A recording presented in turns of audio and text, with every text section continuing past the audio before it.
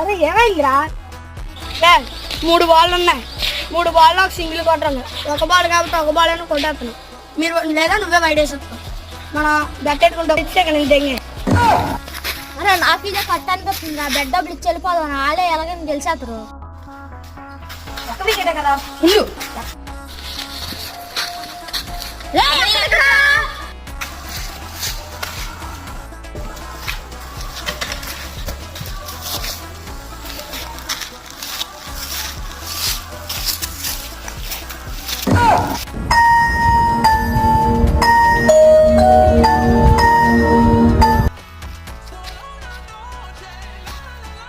వెళ్ళండి